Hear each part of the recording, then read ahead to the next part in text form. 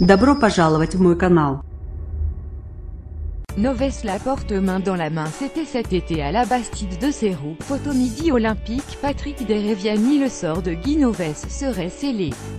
Même s'il faudra attendre le 27 décembre pour avoir une communication officielle, le président de la FFR, Bernard Laporte, aurait décidé de se séparer du sélectionneur, 2 ans avant la fin de son contrat. Les cohabitations finissent mal en général. Et le sort du sélectionneur national Guy Novès serait tranché, selon les informations de Midi Olympique dans son édition du jour. De son côté, la FFR s'est fendue d'un bref communiqué repoussant l'échéance de sa communication à la semaine prochaine, conscient de l'importance des décisions qu'il sera amené à prendre, conscient de la nécessité d'installer rapidement autour de l'équipe de France un climat de confiance. Le président Bernard Laporte communiquera officiellement le mercredi 27 décembre. D'ici là, il s'entretiendra avec Paul Gauze, le président de la LNR, afin de réunir toutes les forces vives du rugby français autour de l'équipe de France. Soit moins d'un mois avant le premier rassemblement de l'équipe de France, le 21 janvier, 2 semaines avant le début du tournoi France-Irlande, le 3 février au Stade de France. Le timing est vraiment serré alors que le sort de Guy Novès s'écrit en pointillé depuis plusieurs semaines déjà, après une année 2017 décevante, 3e du tournoi des 6 nations et aucune victoire lors des tournées internationales d'été et d'automne. Les cohabitations finissent mal en général, disions-nous. Et celle-là, hormis des résultats positifs de l'équipe de France, n'avait aucune raison de bien se terminer. Guy Novès et Bernard Laporte travaillent ensemble depuis que ce dernier a remporté les élections fédérales aux dépens de Pierre Camou qui avait choisi le Toulousain pour prendre les rênes de l'équipe de France.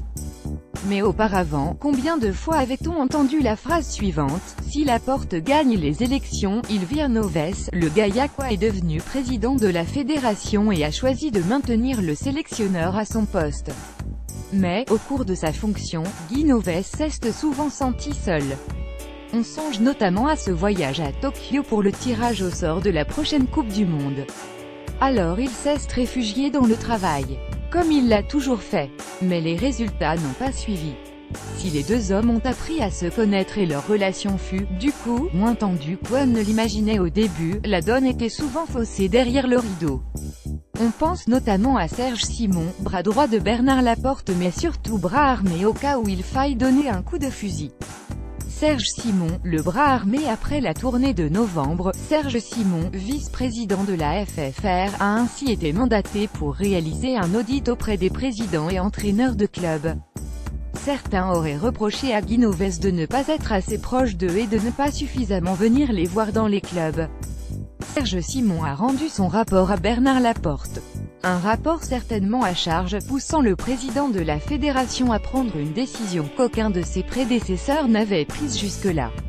Une rupture qui coûterait cher à fait unique, prudence redoublée pour envisager la meilleure rupture de contrat possible pour le trio Guy Novès, Yannick Bru, Jean-Frédéric Dubois, lié avec la FFR jusqu'en 2019, date de la prochaine Coupe du Monde. Divorce à l'amiable ou conseil des prud'hommes? Ce qui expliquerait que la communication sur la décision de Bernard Laporte soit, chaque semaine, repoussée alors qu'elle devait intervenir 15 jours après le dernier test du mois de novembre. Une telle décision coûterait quoi qu'il en soit cher à la FFR et égratignerait l'image de Bernard Laporte. Et du rugby en général.